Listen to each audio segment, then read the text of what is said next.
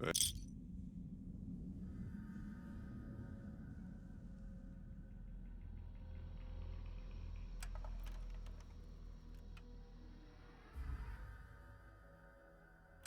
paths we're following are slow going, so you might as well keep your ears open and listen to what old Jed has to say.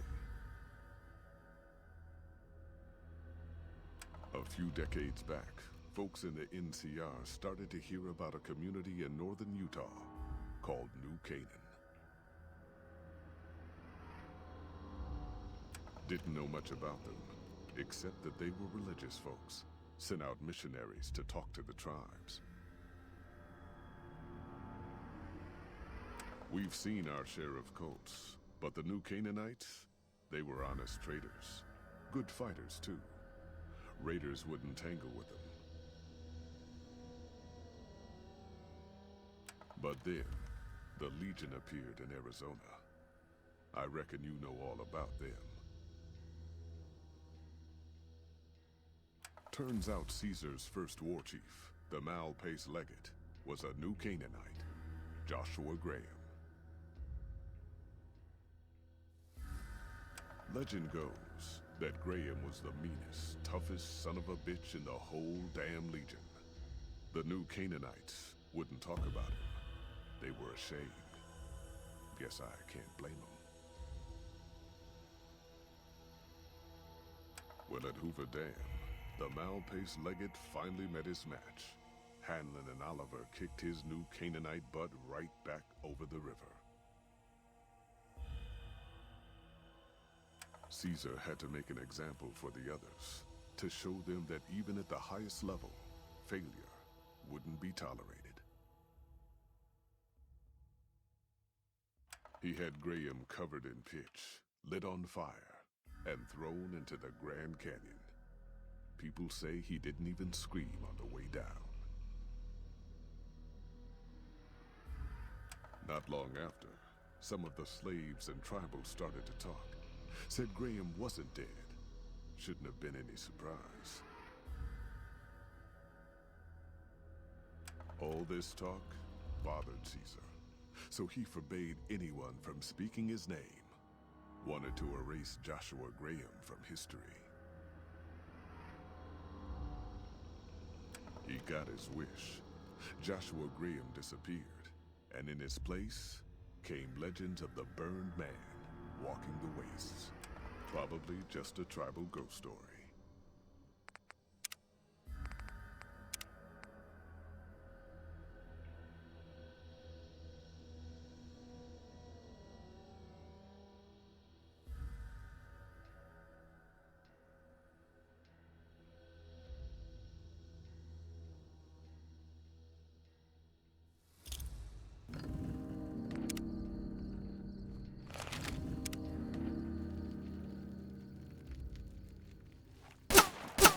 Warned you at Syracuse. Persisted. You took advantage of us at New Canaan to drive us out. And like the dogs of Caesar you are, you followed us to Zion. And now you stand on holy ground. Now, a temple to God's glory on earth. The only use for an animal in our temple is sacrifice. Kale Wachene conserva. You understand me, don't you? Don't you? Outman. Don't listen to this thing.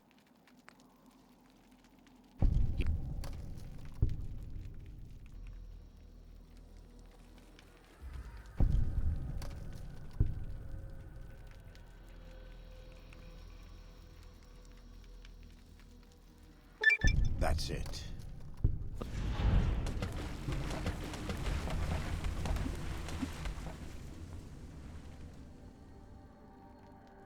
And so it was that the conflict between the New Canaanites and the Whitelegs was finally resolved. The courier's involvement had tipped the scale, shifting the fragile balance of power. Demoralized by the Dead Horse and Sorrow's attack the courier and Joshua Graham led against them, the Whitelegs retreated to Great Salt Lake. Their days were numbered. Word soon reached the 80s tribe that the Whiteleg spirit was broken, their war chief a dim shadow of his former self. By year's end, the 80s would overrun the Whitelegs camps, scattering the tribe to the winds and claiming the Great Salt Lake for its own. The Sorrows fought beside Joshua Graham and the Dead Horses, eradicating the threat the Whitelegs posed to Zion. Seeing the courier convince Joshua Graham to spare Salt upon Wounds, the Sorrows learned that retribution could be tempered by mercy. Though he despaired at the Sorrows' loss of innocence, Daniel took some small consolation in the courier's lesson and prayed it would take root. Having helped eradicate the Whitelegs from Zion, the Dead Horses returned to Dead Horse Point in triumph.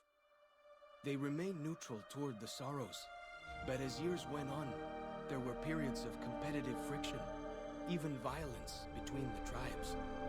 The new Canaanites, Daniel especially, intervened regularly as mediators, but found it difficult to reconcile the tribes' conflicts. The defeat of the Whitelegs in Zion marked a turning point in the fortunes of the Happy Trails Caravan Company. Every 2 months, the caravan met with the new Canaanites in Zion Valley to trade. Happy Trails soon returned to prosperity. The vigilance of the Sorrows and Dead Horses in defending southwestern Utah, initially startling to Happy Trails caravans, soon proved a blessing.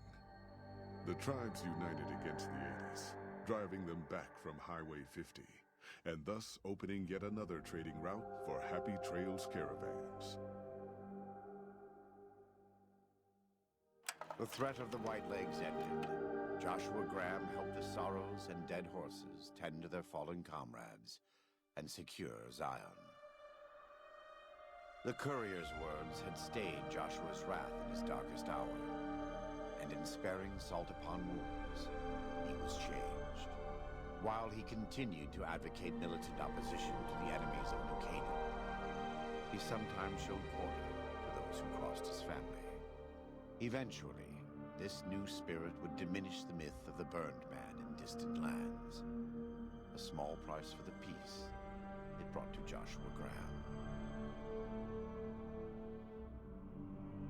For years after the defeat of the Whitelegs, Daniel did his best to minister to the Sorrows' spiritual needs. Try as he might, he could not hold back the tribe's increasing militancy and reverence of Joshua Graham. Demoralized, he returned to his family and Dead Horse Point. His failures haunted him for the rest of his days. And with that, the courier walked out of the history of the tribes of Zion and back to the gathering storm of the Mojave Wasteland.